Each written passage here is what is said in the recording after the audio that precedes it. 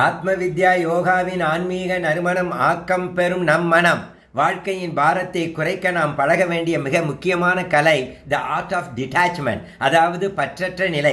நம்முடைய பல நேரத்து நிம்மதி குறைவுக்கு மிக முக்கியமான காரணமே எல்லாத்தையும் நாம் பிடிச்சு வச்சுக்கணும்னு நினைக்கிறது தான். ஆனால் உண்மை என்ன தெரியுமா? இந்த உலகத்திலே எதுவுமே நமக்கு சொந்தமில்லை, எல்லாமே ஒரு அனுபவம் மட்டும்தான்.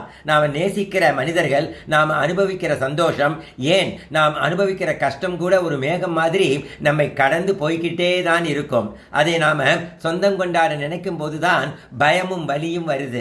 இதை பத்தி ஒரு அழகான குட்டி கதை இருக்கு. ஒரு முறை ஒரு வழிபோக்கன் ஒரு பெரிய ஞானியை பார்க்க அவர் இடத்திற்கு போனார். அந்த ஞானியோட அறையிலே வெறும் ஒரு பாயும் ஒரு தண்ணீர் குடுவையும் தவிர வேறு எதுவுமே இல்லை. இதை பார்த்த அந்த வழிபோக்கன் ஆச்சரியமாக கேட்டாராம், ஐயா, நீங்க இவ்வளவு பெரிய ஞானி, ஆனா உங்ககிட்ட ஏன் எந்த வசதிகளும் இல்லை?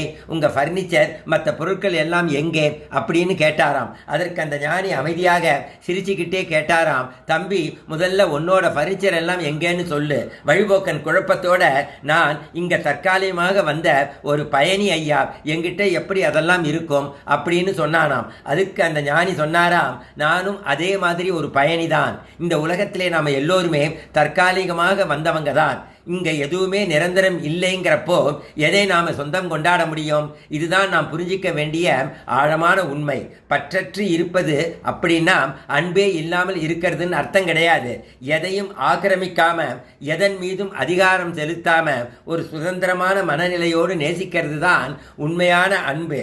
வாழ்க்கைங்கிறது ஒரு ஓடுற நதி மாதிரி. அதுல வர தண்ணியை நாம கையில பிடித்து வைக்க முடியாது, ஆனா அதுல இறங்கி நாம நனைய முடியும். அந்த அனுபவம் மட்டும்தான் நமக்கானது. நாம் எதையும் பிடிச்சு வச்சுக்காம வெறும் கவனிப்பாளராக, அதாவது விட்னஸாக மட்டும் இருந்தால் இழப்புகளை பற்றின கவலை நமக்கு இருக்காது.